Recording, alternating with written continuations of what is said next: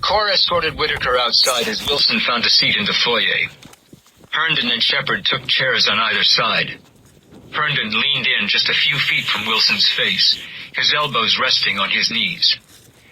"Mr. Wilson, we are here to see you because you're very important to ADM," he said. "This is a serious matter.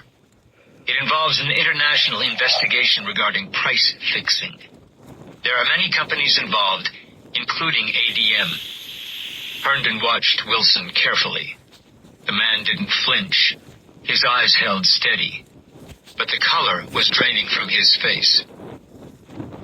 "The FBI had used a number of investigative techniques in developing the case," Herndon said.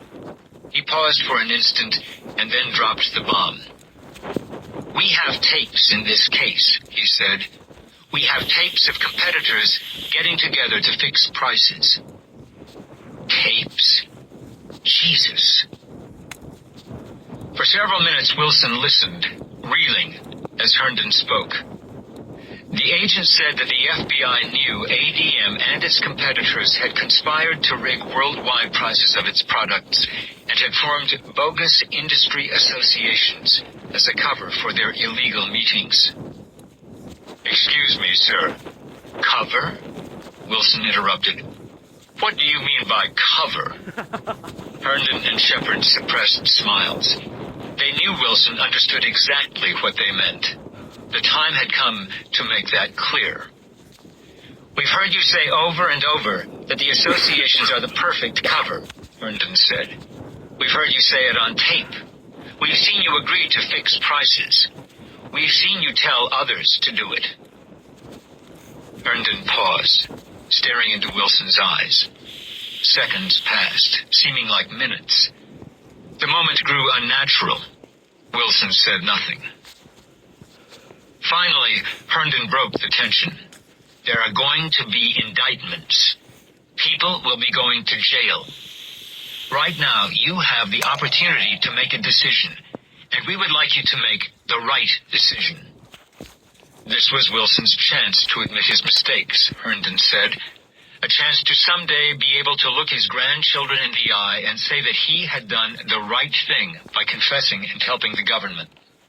"It's tough. It's hard. But it will be tougher if you don't cooperate," Herndon said. "We're giving you the chance to make a difficult decision, probably the most difficult you've ever made. But it begins now by being honest about your activities at ADM." Suddenly, Wilson interrupted. "I'm surprised you didn't go through the company attorneys," he said.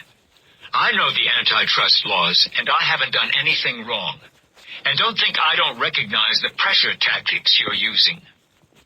Wilson stood up. "I haven't done anything wrong," he repeated, "and this interview is over." Herndon glanced at Shepard, just as expected. The agents rose and thanked Wilson.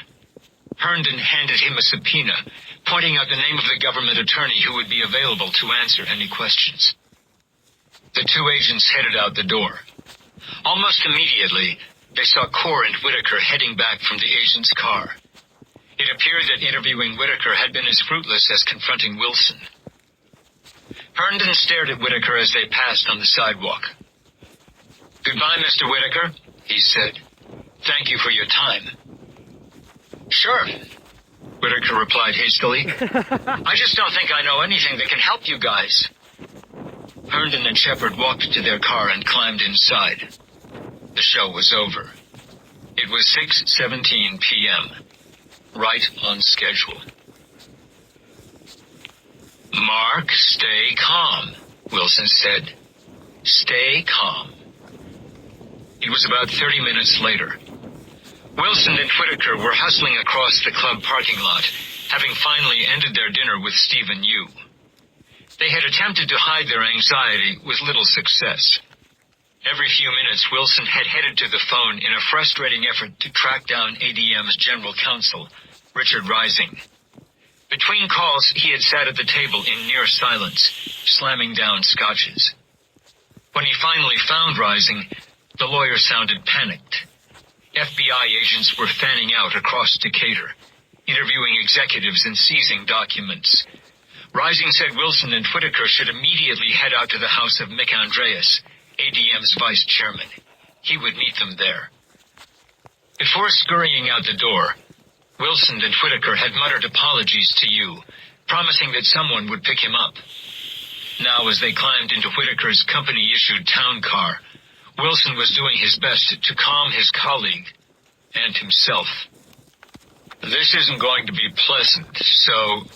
Oh, shit! Whitaker interrupted, the tension of the moment exploding. I know. I did everything I could to stay calm around Stephen. I know, Wilson replied. Wilson took a breath. His hands trembled. Shit. I'm having trouble staying calm, he said. The moment seemed unreal.